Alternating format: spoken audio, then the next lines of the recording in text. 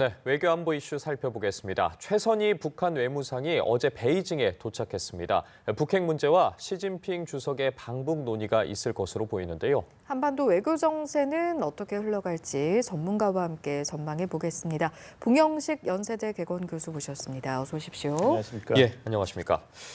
북한의 최선희 외무상이 베이징을 다시 찾았습니다. 이번 달 초에 어쨌든 중국의 전승절 열병식 이후에 한 달도 채 되지 않아서 다시 찾게 된 건데 어떤 의도로 방문한 것인지부터 짚어볼까요?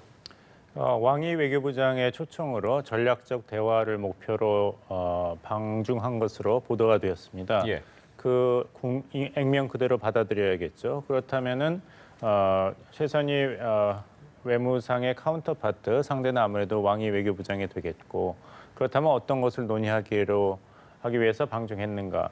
아무래도 지난번 이제 80주년 전승절 기념 군사 열병식에 김정은 위원장이 최초로 다자 외교 무대에 데뷔하는 그런 모습으로 중국에 갔지 않습니까? 예. 그다음에 이제 시진핑 주석과 북중 양자 정상회담을 했습니다. 그때 논의된 사안을 다시 한번 외교부장, 외무성 차원에서 구체화하는 작업이 목표가 된 것으로 보입니다. 최근에 이런 북한의 일련의 동향들, 핵에 대한 접근 방식이 여전하다는 점도 그렇고요.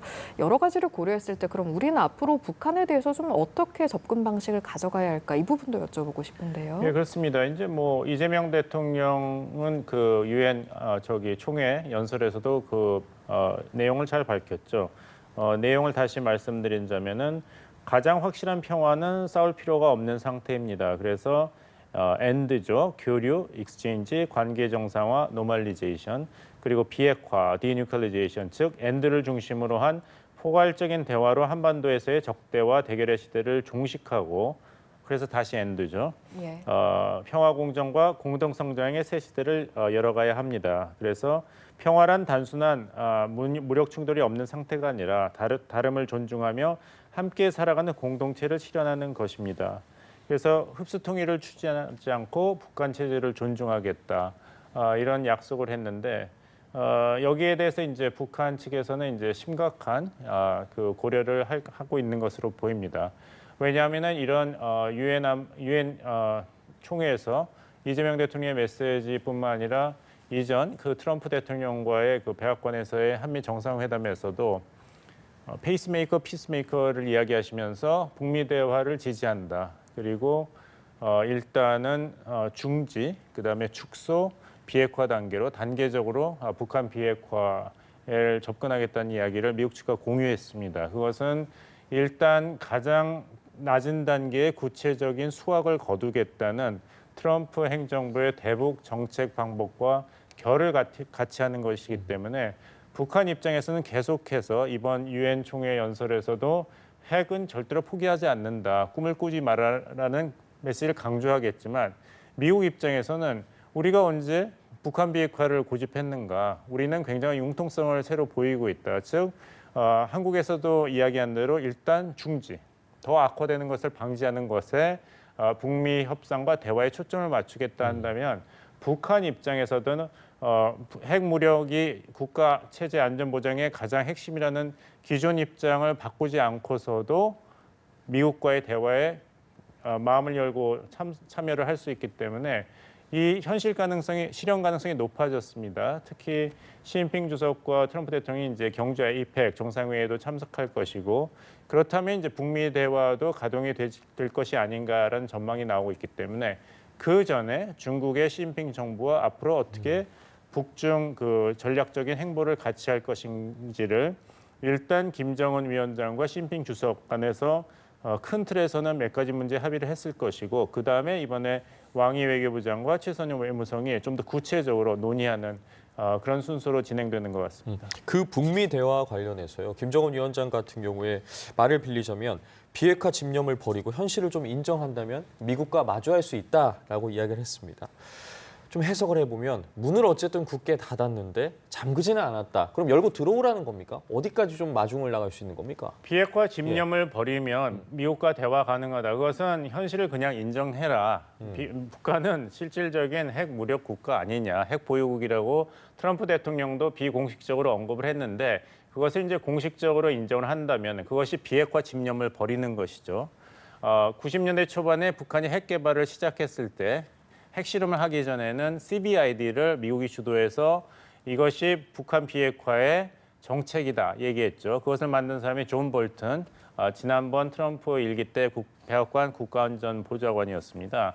CBID는 기억하시겠습니다마는 완전하고 검증 가능하고 불가역적인 완전한 비핵화다. 그러니까 북한의 핵무기, 핵탄두, 핵 제조 능력 시설이 하나도 남지 않는 완전한 비핵화예요. 거기에 대한 집념을 버리라는 것이죠. 그러면 어떻게 되는가? 북한 소유의 핵탄두가 몇 개 남고 그 투발 수단이 남더라도 지금 상태보다는 그래도 북한의 핵 능력과 위협이 축소되는 것이니까 이득이 아니냐 이런 식으로 이제 북한이 나온다는 것이죠. 그렇다면은 이런 전제를 미국이 받아들인다면은 완전한 비핵화가 아니라 북한도 융통성을 보이겠다는 메시지를 이번에 김정은 위원장 입으로 확인한 것입니다. 예, 지금 에이펙 정상회의를 계기로 북미 정상 간 대화가 그럼 실질적으로 이루어질 것이냐라는 맥락에 있어서는 어느 정도 가능성을 그래도 긍정하시는 분위기로 제가 읽어봤는데 그렇다면 거기까지 다다르기 위해서 성립해야 되는 전제 조건들이 있지 않겠습니까? 거기에 대한 말씀도 한번 청해 들어보죠. 북미 대화가 이제 트럼프 대통령의 방한 와중에 일어날 것인가에 대해서는 사실 트럼프 대통령 특유의 그 뭐라 그러죠? 영화의 서스펜스를 계속 올리는 그런 태도로 미국이 일관하고 있습니다. 지난번에 판문점에서 깜짝 회동을 했지 않습니까? 그래서 트럼프 대통령이 정말 전 세계의 주목을 받았고 그것을 굉장히 자랑스러워하는 모습이 계속 보였습니다. 이시바 총리한테 사진첩을 보여줄 때도 그 장면을 보여주면서 강조를 했고 이번에 이재명 대통령과의 회동에서 그 점을 여러 번 반복을 했죠. 이런 쇼맨십을 좋아하는 트럼프 대통령의 고민은 이번에 한국에 와서 김정은 위원장과 다시 회동을 한다 하더라도 지난번보다는 좀 더 이게 흥행이 높은 그런 장면을 연출해야 되는데 판문점에서 이미 만났거든요. 북한 땅도 내가 들어갔다 나왔고 그렇다면 남은 카드는 김정은 위원장이 대한민국 영토에 오거나 그래서 미국 대통령을 만나거나 아니면은 판문점보다 더 주목을 끌 수 있는 장소에서 만나야 되는데 그렇다면 평양이라든지 개성이라든지 원산 갈마가 남습니다. 그렇게까지 하면서 과연 그 정상 간에서 아까 지적하신 북한 비핵화 아니면 북한과 미국 간의 그 협상에 많은 장애가 있는데 거기에 대해서 어떤 실무선에서 어느 정도 충분한 협상과 합의가 이루어지지 않은 상태에서는 그냥 한 번의 깜짝 쇼에 끝납니다. 그렇다면 북한 입장에서 본다면 그렇게까지 실질적인 성과가 크지 않은 트럼프 대통령과의 5년 만의 만남이기 때문에 그 카드를 어떻게 할지 그것도 아마 이번에 최선희 외무성이 상이 왕이 외교부 장관 만나면서도 한 번 더 확인하지 않을까 싶습니다. 그래서 만날 의사가 있더라도 그것이 아까 말씀하신 북미 간의 핵 협상의 신호탄으로 봐야 되느냐는 아직 좀 그 해석의 여지가 남아 있다. 이런 상징적인 의미, 서로 정상 간에는 신뢰가 있다고 김정은 위원장도 확인했지 않습니까? 그것을 다시 한번 확인하는 정도의 상징적인 만남은 되겠지만 북미 간의 이 협상이 가동했다고 보기에는 아직 이른 그런 모양새가 될 것입니다. 결국에는 북한 입장에서도 여러 가지 가능성 계산기를 두드려보고 있을 텐데 우리와 미국 또 북한 이렇게 당사국뿐만 아니라 결국에는 그 입장들을 국제사회의 동의를 얻는다고 해야 될까요? 어쨌든 의견을 전달하는 부분도 중요한데 지금 유엔 총회가 아직 진행 중입니다. 현지 시각 29일에 김성경 북한 외무성 부상이 연설에 나서는데 비핵화는 없다라는 기조는 계속해서 유지할 것 같은데 이 자리에선 좀 어떤 부분을 저희가 주목해 봐야겠습니까? 같은 메시지를 기조연설에서 반복을 할 것입니다. 하지만 벌써 변화가 감지되는 것은 6년 만에 이제 차관급, 고위급 관리를 유엔 총회에 파견했다는 것.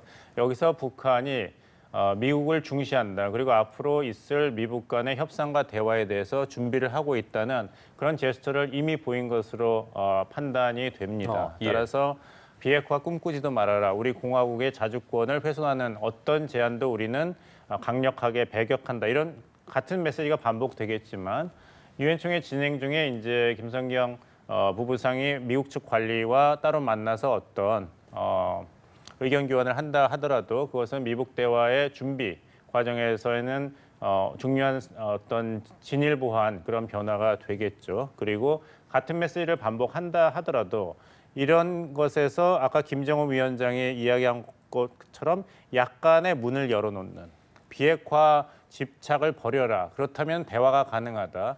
또 앞부분은 이제까지 몇십 년 동안 북한이 얘기해온 그 입장을 김정은 위원장이 확인한 것이지만 꿈도 꾸지 마라 해서 예전에 멈췄다면은 그것이 된다면은 이것도 가능하다고 얘기한 부분에 우리가 주목을 해야겠죠. 예, 뭐 실제로 나올 이야기도 봐야겠습니다만 사실은 인물 그 자체가 주는 메시지도 있을 수 있잖아요. 지금 또 특별히 북한 대표단이 7년 만에 파견된 거기도 하고 김 부상이란 인물은 미국 관련보다는 또 국제기구 담당이라는 부분이 있기 때문에 여기서 함의를 좀 얻어볼 수 있는 게 있을까요? 어떻습니까? 아까 말씀하실 때 그 중요한 점을 지적하셨는데요. 이것이 북한과 미국 그리고 북미 그리고 한국이 합의한다 해서 북한 비핵화가 완성이 되는가 그리고 국제사회의 전폭적인 지지를 받을 것인가에 대해서는 각 국가, 러시아, 중국, 유럽연합 등등 일본의 입장이 다를 수가 있죠.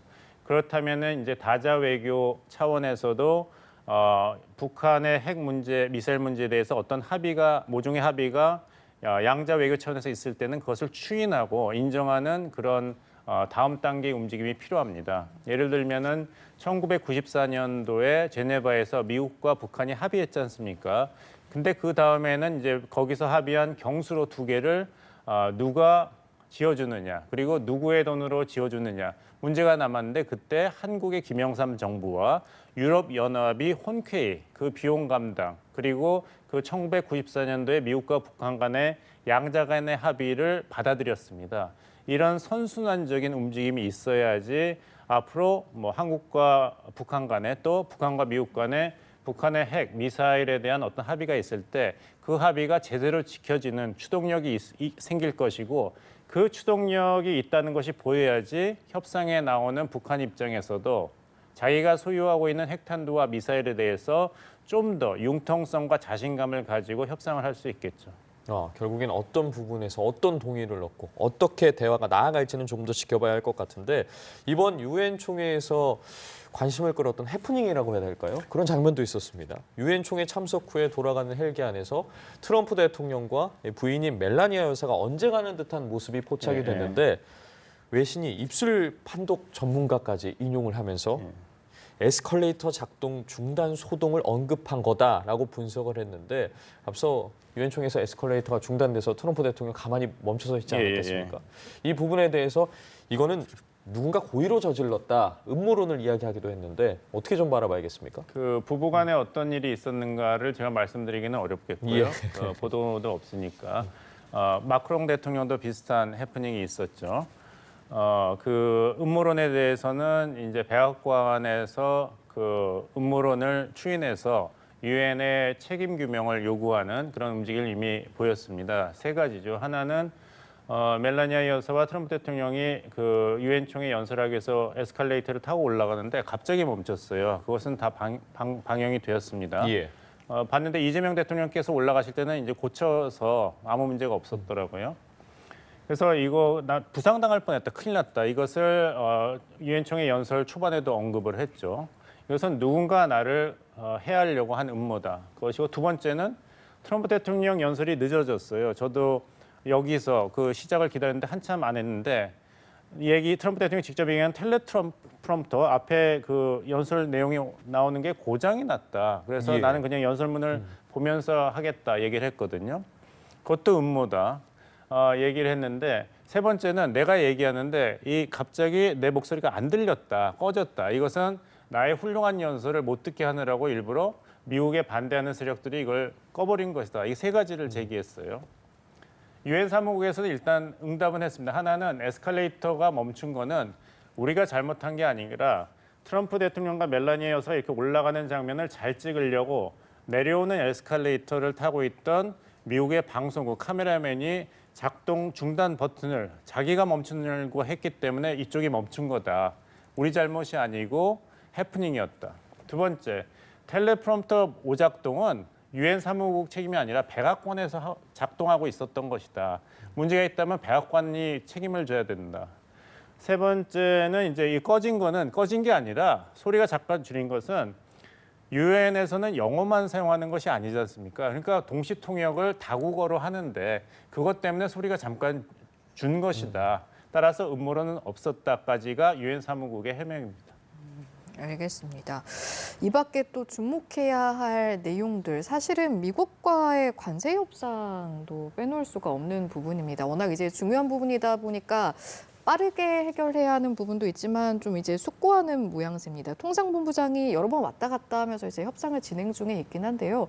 풀어나가기가 좀 쉽지 않은 것 같거든요. 어떤 방향성을 가지고 접근해야 한다고 보십니까? 상업적 타당성 그리고 양국 관계 차원에서 합의를 해야 된다는 것이 우리 통상교섭본부장과 부총리가 확인한 부분입니다. 예. 미국 측에서 그 자국 이익의 최대화를 위해서 일방적이고 비합리적인 주장을 한다면 결국에는 이것이 실현되지조차도 않는다. 한국 입장에서는 한국 경제가 치명적으로 훼손되는 합의를 한다는 것은 정치적으로 경제적으로도 불가능하기 때문에 미국이 이런 주장을 한다면 미국이 원하는 그런 합의가 실현되지 않기 때문에 미국 측의 숙고를 요구한 것이죠. 그래서 3,500억 달러를 현금으로 다 투자하라는 것은 실현 가능성이 없는 요구이기 때문에 이것이 미국 측 이익 실현을 위해서도 합리적인 주장은 아니라는 것이죠. 예를 들어서 말씀드리자면 3,500억 달러가 어떤 규모냐면은 우리나라가 이제 국내 투자를 1년에 하는 공장을 짓고 이런 것이 1,000억 달러 수준입니다. 이것을 다 미국 측이 요구하는 대로 우리가 합의를 해준다면은 앞으로 3년 반 동안 우리나라에서 우리 기업이 공장을 하나도 안 짓고 미국에서만 짓는다고 생각하시면 되겠습니다. 그리고 공장을 지을 때 그 결정권은 미국 정부가 행사합니다. 그리고 만약에 우리가 일본과 미국 간에 합의한 내용을 그대로 우리도 합의한다면 그래서 막대한 손실이 생기지 않습니까? 그렇다면 미국과 일본이 합의한 것은 그 누구도 개인도 기업도 정부도 책임을 지지 않는답니다. 그렇다면 굉장히 공정한 것 같이 들리죠. 실패했으니까 뭐 아무도 책임을 안 진다. 하지만 돈은 어느 나라가 됐습니까? 우리나라와 우리 기업이 됐는데 3,500억 달러가 다 실패로 돌아간다면 아무도 책임을 지지 않는다면은 그건 우리에게 유리한 조건이 아니고 미국한테 일방적으로 유리한 조건이죠. 그러니까 그대로 일본하고 한국은 비슷하니까 일본이 합의한 대로 해라. 이것이 지금 미국 상공부의 주장 아니겠습니까? 우리는 계속 얘기하는 게 한국과 일본은 다르다 얘기하는 것이고 그래서 이런 것을 계속 강조한다면 이것이 상업적인 합리성에도 벗어나고 또 실현 가능성도 없기 때문에 한국이 고집을 부리는 것이 아니라 미국이 원하는 것이 3,500억 달러 대미 투자라면은 그것이 실현될 수 있는 가능성으로 한국과 의견 조율을 해야 되는 것이 아닌가가 우리 정부의 협상 태도라고 보시면 되겠습니다. 예, 말씀해 주신 것처럼 사실상 불가능한 트럼프식 이 화법에 미국을 도와주고 예. 싶어도 할 수가 없는데 계속 얘기한다면 그 외환보유고의 85%를 트럼프 대통령 임기 4년 안에 다 미국으로 이전하는 것이 과연 가능한 것인가? 경제적인 예. 피해 없이 이런 것을 우리가 계속 설득하고 있습니다. 알겠습니다. 오늘 말씀은 여기서 줄이겠습니다. 지금까지 봉영식 연세대 개견고수와 이야기 나눠봤습니다. 말씀 고맙습니다. 고맙습니다.